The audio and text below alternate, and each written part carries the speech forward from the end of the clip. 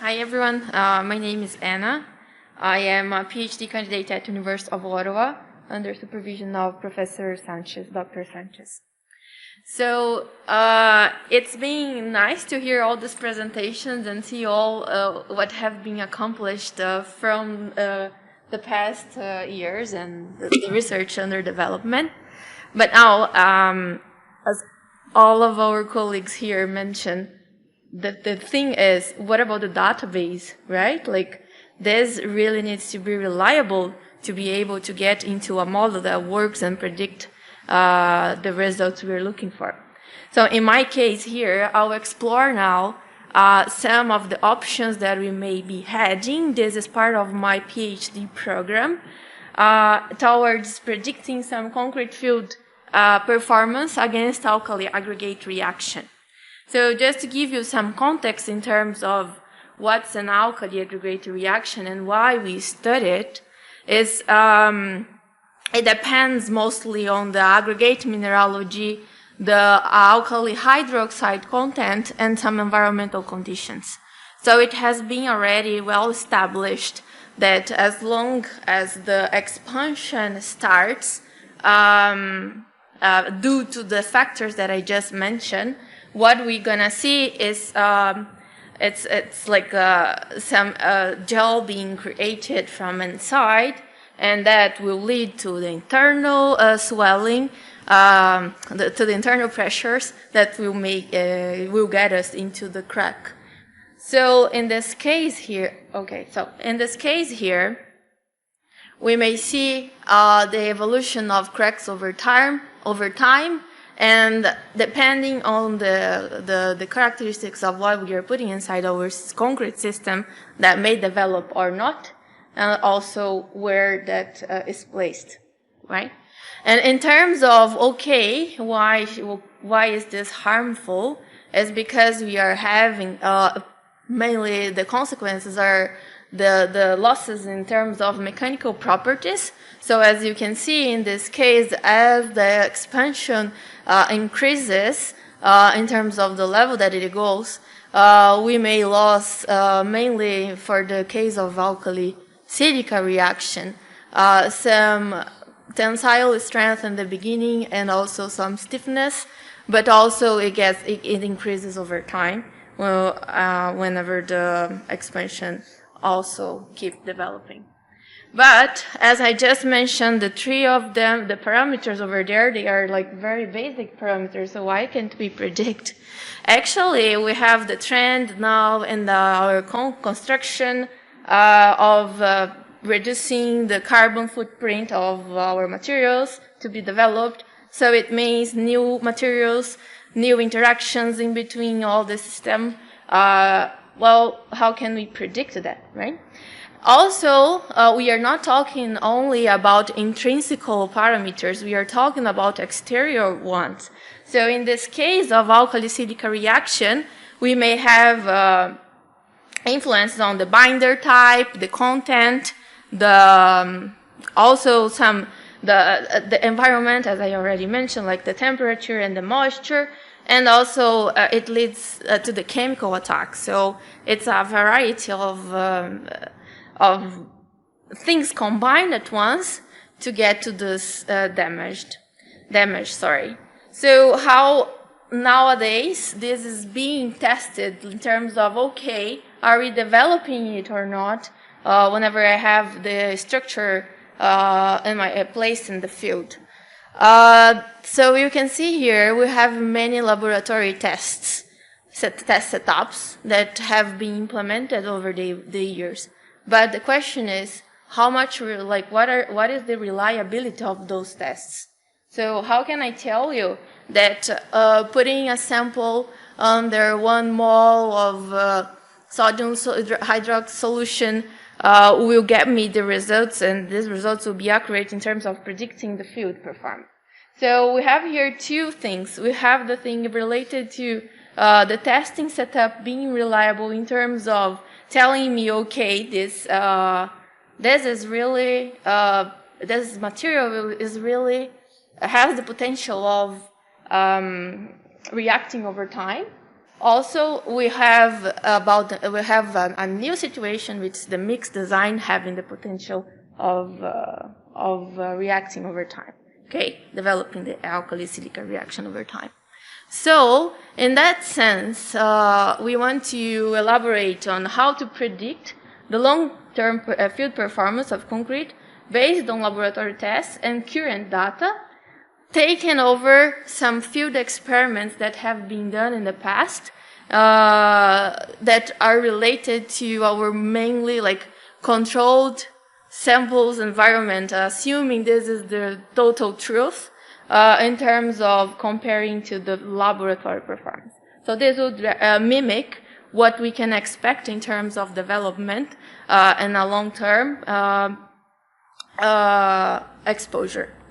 So to make sure we have the database that we really need, we started doing like a comprehensive bibliometric analysis in order to get the data verified first and then keep going for the analysis. So first we check where the database could be located, where published data was expected to be seen.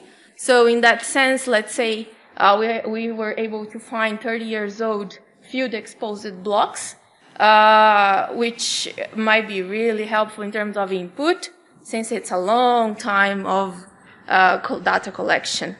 So we focus in research, our research team. So we just generate a Boolean structure in order to incorporate as much as we could. That includes both field and lab performance.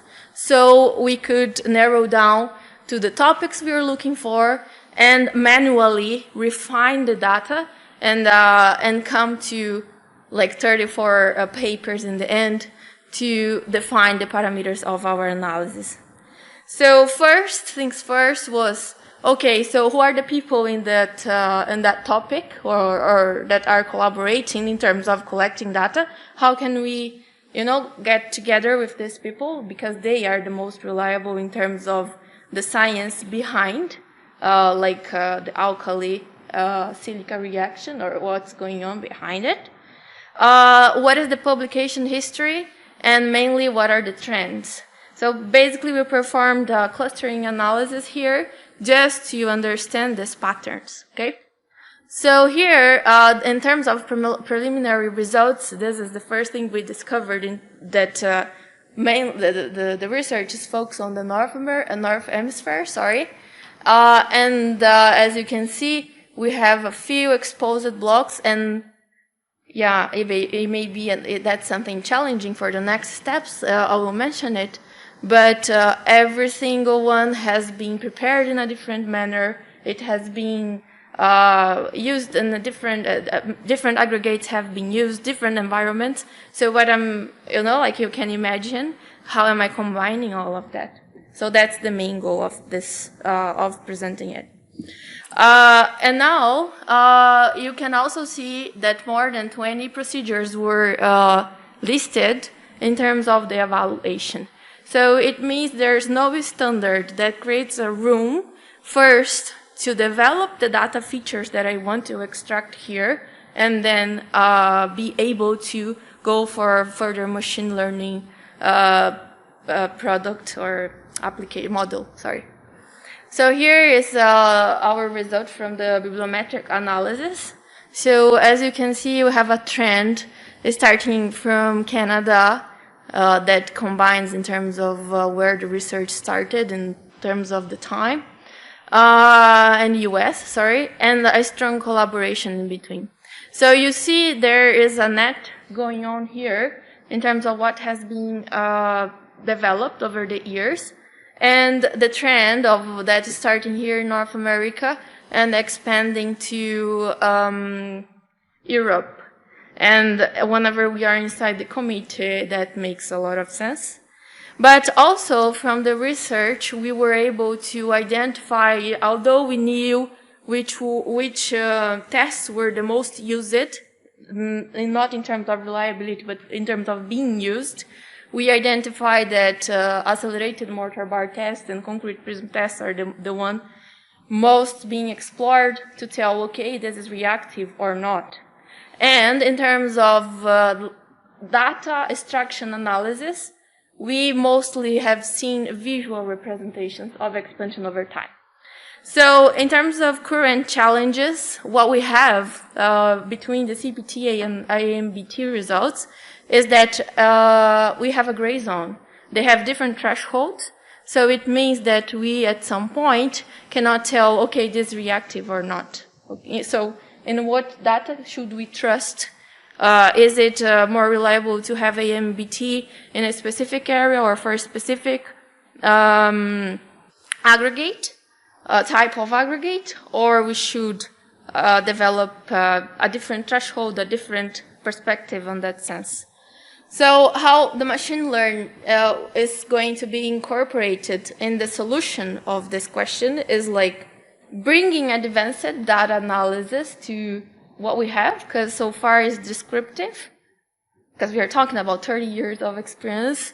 So that's the tools available up until now that were explored. We will do the adaptive learning, find the hidden patterns, and include the probabilistic approaches for the test reliability. And the goal will be to enhance the management protocols.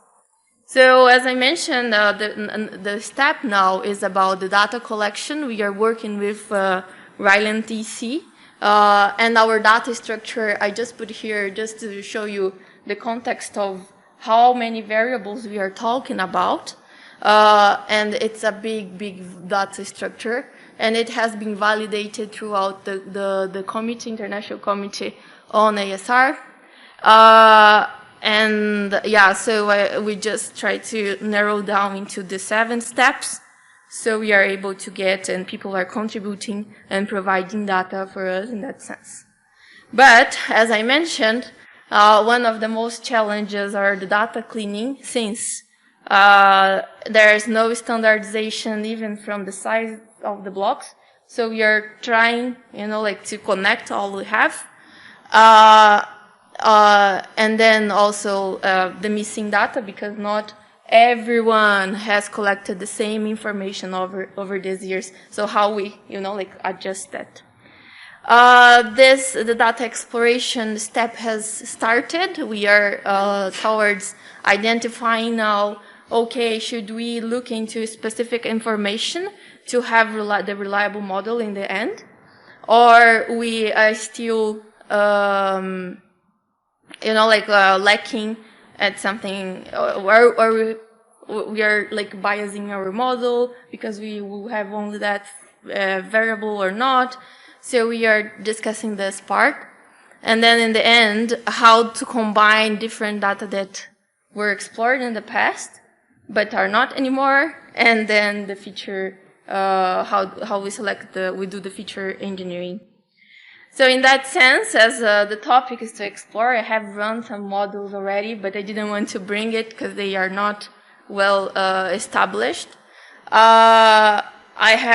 have selected, probably this is the steps, the huge steps in terms of applying the machine learning. So nature of the problem, yeah, we kind of identify it, but now we are really focused on size and quality of data that we are providing here. Then it's going to come the interpretability and analysis of overfitting or underfitting, as it was explored before. So also in terms of prediction purpose, this is the main goal for our research topic. I have just listed some, in which cases that would work. So maybe we will have different steps in our research, and we will need to apply them to get along all this information and then combine them. Okay, so this is what I can share with you for now. And thank you.